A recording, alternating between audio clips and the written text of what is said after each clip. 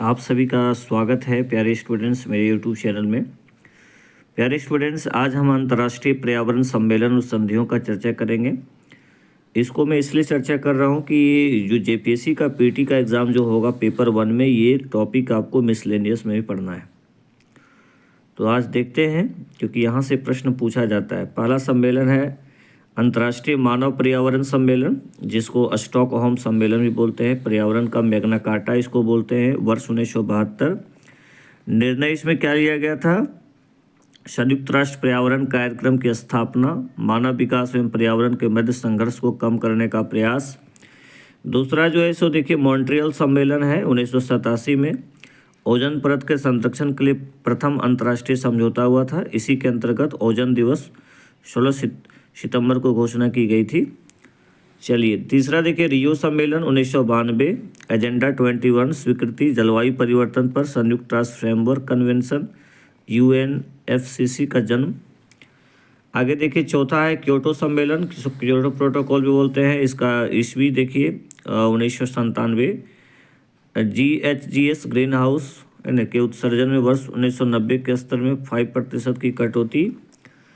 5 है जोहान्सबर्ग सम्मेलन, जिसको रियो +10 सम्मेलन भी बोलते हैं, पृथ्वी 2 सम्मेलन भी बोलते हैं, 2002। सतत विकास पर विशेष बल, विश्व एकजुटता कोष की स्थापना पर सहमति। आगे है मॉन्ट्रियल सम्मेलन 2005, विकसित देशों द्वारा 2012 तक ग्रीन हाउस गैसों के उत्सर्जन को कम करके वर्ष 1990 के स्तर तक लाना। आगे है बाली सम्मेलन 2007 में, ग्रीन हाउस गैसों के उत्सर्जन की दर को वर्ष 2050 तक के स्तर पर लाने का प्रस्ताव। आगे है कोपेनहेगन सम्मेलन 2009, विकसित और औद्योगिक राष्ट्रों द्वारा 2020 तक ग्रीन हाउस गैसों के उत्सर्जन में भारी कटौती करने का प्रस्ताव। आगे देखिए कानकुन सम्मेलन 2010, हरित जलवायु कोष की स्थापना का निर्णय। आगे है डरबन COP17 2011, हरित जलवायु कोष के लिए तंत्र पर सहमति बनी। दोहा सम्मेलन आगे है COP18 2012, क्लीन डेवलपमेंट मैकेनिज्म के अंतर्गत प्रदूषण स्तर को कम करने का प्रयास। आगे है वारसा सम्मेलन COP19 2013, ग्रीन क्लाइमेट फंड बनाने पर सहमति। आगे है लीमा सम्मेलन COP20 2014, पहली बार इस बात पर सहमति बनी कि प्रत्येक देश कार्बन डाइऑक्साइड के उत्सर्जन के विषय में अपने लक्ष्य तय करेंगे। Next is very very important, Paris सम्मेलन, जिसको COP21 2015, औद्योगिक क्रांति के पूर्व की तुलना में वर्ष 2100 तक ग्लोबल वार्मिंग को अधिकतम 2 डिग्री सेल्सियस से नीचे रखना है, तो बहुत इंपॉर्टेंट है।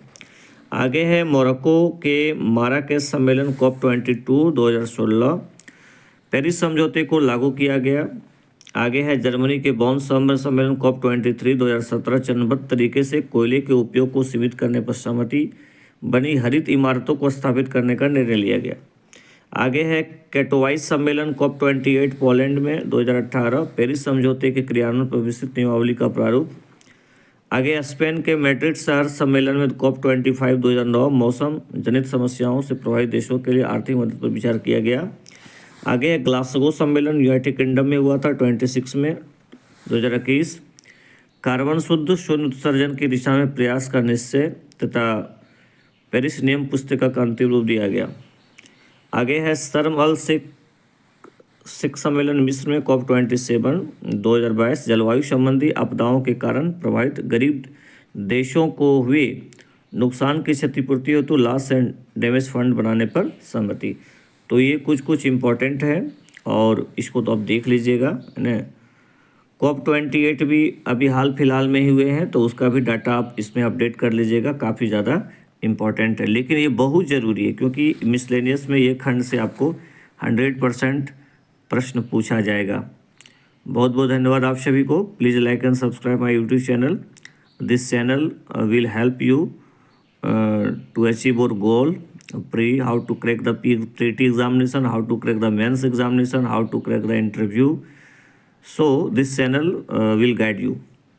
Please like and subscribe my YouTube channel. Have a nice day. Thank you.